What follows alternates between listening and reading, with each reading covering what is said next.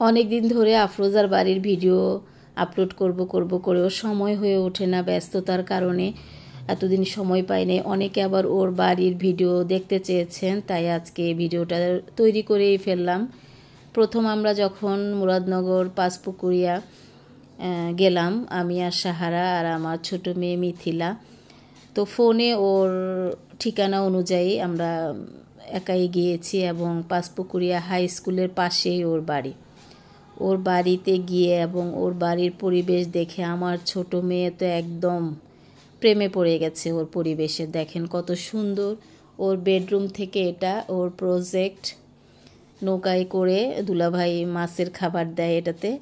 আর এখানে মুরগির ফার্ম করেছে, মানে পুকুরের মাছ আর ফার্মের মুরগি। আর খেতে ওর এমন কোনো সবজি নাই যে দেশি বিদেশি, সব ধরনের গাছ আছে ওর, বলে শেষ করা যাবে না। এই যে সজনে পাতা পাড়া হচ্ছে, এই সজনে পাতা নাকি ওকে খুব ডিস্টার্ব করতেছে, তাই আমরা 4 বান্ধবী মিলে হুমড়ি খেয়ে পড়লাম, কারণ সজনে পাতার অনেক উপকারিতা।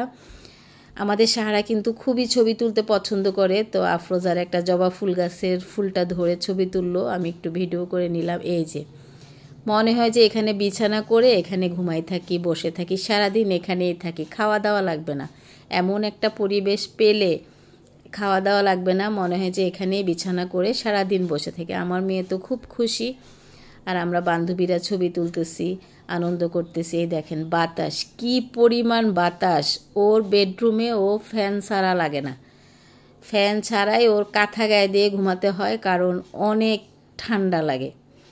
তো এই যে আমরা নিজ হাতে, ও দাঁড়িয়ে বলতেছে এখান থেকে পারো ওখান থেকে পারো, নিজ হাতে আমরা সবজি টবজি সব যা আছে পেরে নিয়েছি। এখন গোসল করার পালা।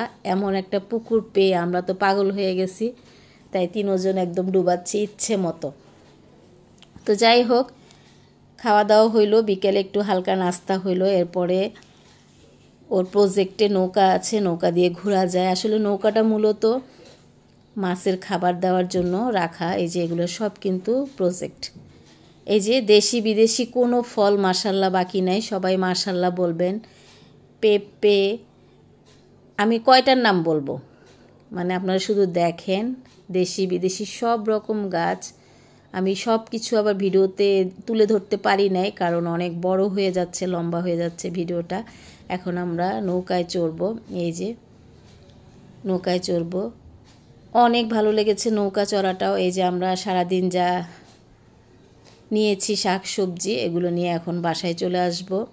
তো যারা যারা আসতে চেয়েছেন, আসতে চাচ্ছেন, আফরোজার সাথে যোগাযোগ করে চলে আসবেন। আফরোজা সবাইকে দাওয়াত দিয়েছে, আর আফরোজার জন্য দোয়া করবেন। বান্ধবীটা আমার অসুস্থ, দুলাভাইও অসুস্থ থাকে, তো অনেক অনেক দোয়া এবং ভালোবাসা আফরোজা আর দুলাভাইয়ের জন্য।